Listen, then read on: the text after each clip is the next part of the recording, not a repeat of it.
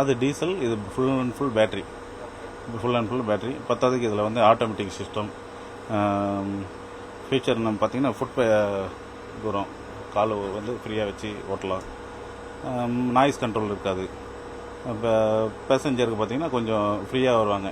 வெளியே சவுண்டு கேட்காது, engine sound கேட்காது, ஃப்ரீயாக இருக்கலாம். எங்கேயாவது பார்க்குறதா இருந்தால் டக்குன்னு நாய்ஸ் இல்லாமல் பார்க்கலாம். டக்கு மெயினே பார்த்தீங்கன்னா இது கியர் கிடையாது, ஆட்டோமேட்டிக் பார்த்தீங்கன்னா டிரைவ் மோடு போட்டால் ஃப்ரண்ட்டு, ரிவர்ஸ் ஆறு போட்டால் ரிவர்ஸு, நியூட்ரலுக்கும் நம்ம பட்டன் ப்ரெஸ் பண்ணி தான் இது பண்ணணும். ஈன்னு பார்த்தீங்கன்னா இது ஹீல்ஸ் ஏறத்துக்கு வந்து என்னென்னா, வண்டி ஒரு பிரிட்ஜ் மேலே நிற்கிது, நம்ம கொஞ்ச நேரம் நிற்கிறோம், அதுக்கப்புறம் பார்த்தீங்கன்னா வண்டி திரும்பி கீர் போட்டு எடுத்தோம்னா வண்டி ரிவர்ஸ் ஆகும். இந்த ஹீல் மோடு போட்டோன்னா அது ரிவர்ஸ் ஆகாது. எங்கே ஸ்டாப் பண்ணுமோ அங்கேருந்தே மூவ் ஆகும். ஒரு இன்ச்சு கூட நம்ம என்ன வராது.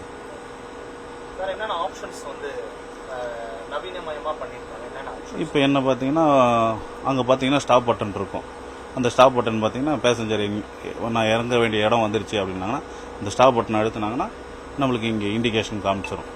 பத்தாவதுக்கு ஃபயர் அலார்ம் இருக்குது. ஃபயர் அலார்ம் இன்கேஸ் ஏதோ பேட்டரி ஒன்று ஹீட் ஆகிடுச்சு, இல்லை மேலே ஏதோ ஃபயர் ஆகிருக்கு அப்படின்னா ஃபயர் அலார்ம் அடிக்கும். ஃபயர் அலார்ம் அடிக்கும்போது நம்மளுக்கு அப்பவும் நம்மளுக்கு சவுண்டு வரும். இந்த ஃபயர் அலார்ம் சவுண்டு பார்த்தீங்கன்னா இது மேனுவலாக போட்டு காட்டுறேன். ஃபயர் அலார்ம் சவுண்டு இது வந்து நார்மலாக ஹீட் ஆகுது அப்படின்னாலே நம்மளுக்கு இண்டிகேஷன் காமிச்சிடும். சிசிடிவி கேமரா இருக்குது. ரிவர்ஸுக்கு நம்ம கிளனர் வச்சு தான் பார்க்கணுன்னு அவசியம் இல்லை. இங்கே கேமரா இருக்குது, ரிவர்ஸ் கேமரா. நம்ம ரிவர்ஸ் போட்டாலே நம்மளுக்கு ரிவர்ஸ் கேமரா காமிச்சிடும். மொத்தம் வண்டியில் மொத்தம் ஒரு 6 கேமரா இருக்குது. எல்லாமே ஆமாம், சிசிடிவி கேமரா. மொத்தம் ரெக்கார்ட் ஆகுறது எல்லாமே வந்து இந்த இதில் வந்து ஸ்டோர் ஆகணும். நம்ம எல்லாமே இருக்குது, எல்லாமே கேமரா ஒர்க்கு. அந்த பழைய காலத்து வண்டி ஓட்டுறதுக்கும் இப்போ ஓட்டுறதுக்கும் என்ன மாதிரி டிஃபரன்ஸ்? இல்லை, ஆக்சுவலாக பழைய காலத்து வண்டி நானே பார்க்கல. இப்போ தான் டபுள் டக்கர் நானே வரேன். டபுள் டக்கர் வந்து நானே இப்போ தான் பார்க்குறேன். எப்படி ஓட்டுறதுக்கு எப்படி நம்மளுக்கு ஸ்மூத்னஸாக இருக்குது. கால் வலி இல்லை, பிரேக்கு போட்டு மிதிக்கணும்னு அவசியம் இல்லை. மெயின் விஷயமே இதில் என்னென்னா மோட்டர் பிரேக். வண்டி என்னென்னா நம்ம ஒரு ஸ்பீட் பிரேக் வருது அப்படின்னும் போது அந்த ஸ்பீட் பிரேக்காக பிரேக் அடிக்கணும்னு அவசியம் கிடையாது. ஆட்டோமேட்டிக்காக வந்து பிரேக் பிடிக்கும். ஏபிஎஸ் பிரேக்குன்னு வாங்க அது பேர். அது ஆட்டோமேட்டிக்காக பிரேக் பிடிக்கும், மோட்டர் பிரேக்.